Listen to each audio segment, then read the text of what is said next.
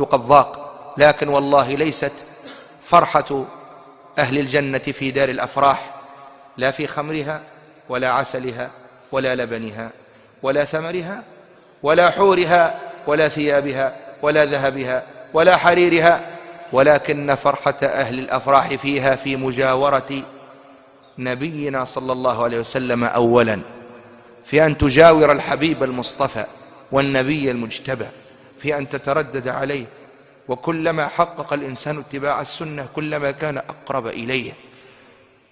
قام رجل من عند امرأته فذهب إلى النبي صلى الله عليه وسلم فطرق بابه وهو يبكي، قال: يا رسول الله، أكون معك اليوم، ولكن غدا إذا مت كنت أنت في الجنة وكنت أنا، الله أعلم بمكاني.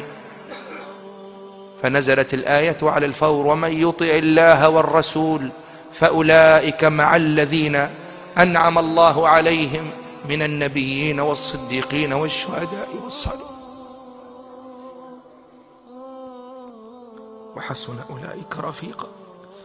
قال أنس: والله ما سعدنا بآية سعادتنا بهذه الآية، وإنني أشهد الله أنني أحب الله ورسوله وأبا بكر وعمر، وإن كنت لم أعمل بأعمالهم. اللهم اجعلنا معهم يوم القيامة. ثم أحبتي في الله، كرامة أهل بلاد الأفراح فيها تعظم وتفقم وتكبر إذا ما تجلى الجبار.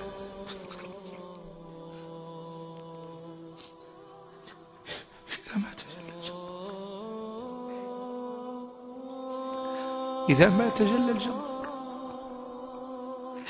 إذا تجلى الواحد القهار، إذا تجلى العزيز الغفار، إذا تجلى الباري تبارك وتعالى لعباده.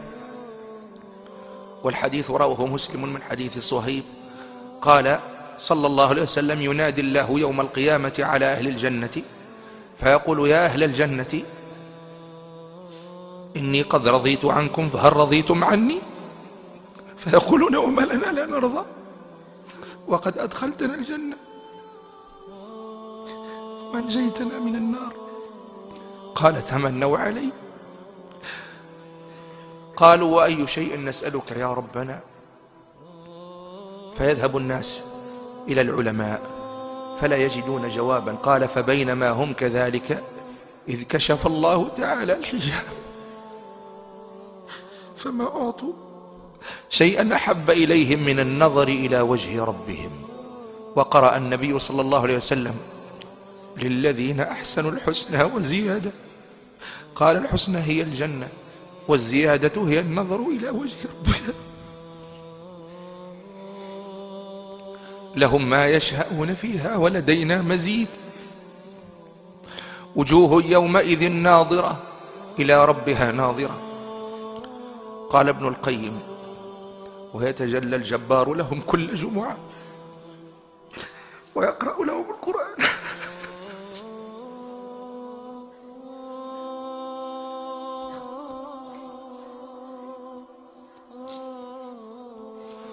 يتجلى لهم الجبار كل جمعة ويقرأ لهم القرآن فيسمعونه منه.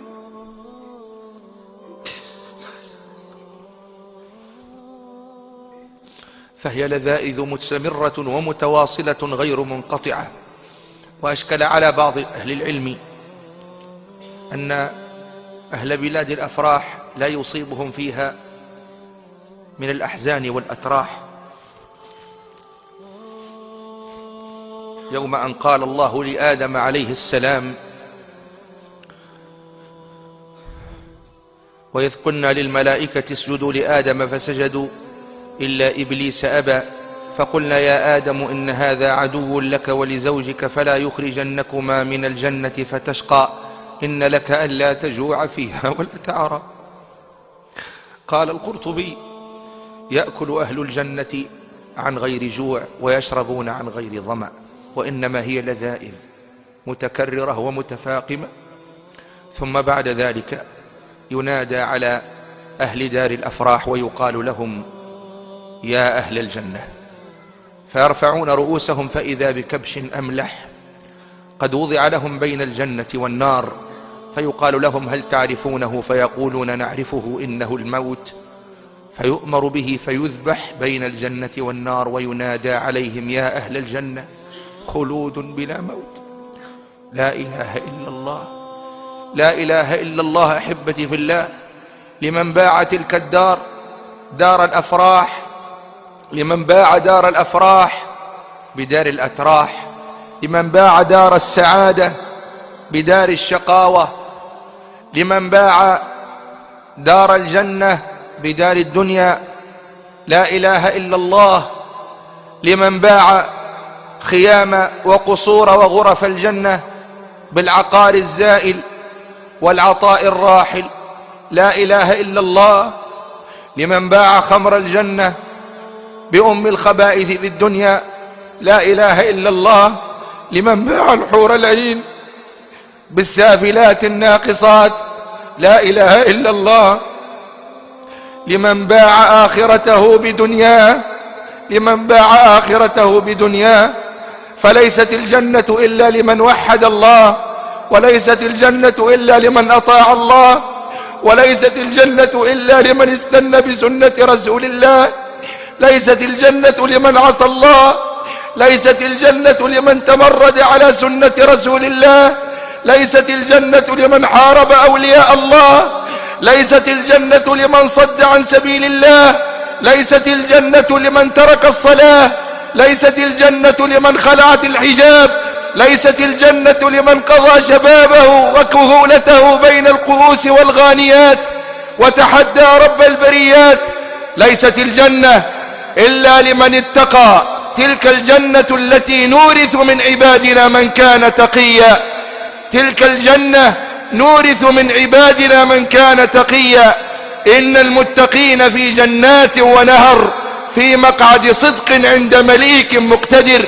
من خاف أدلج، ومن أدلج بلغ المنزل.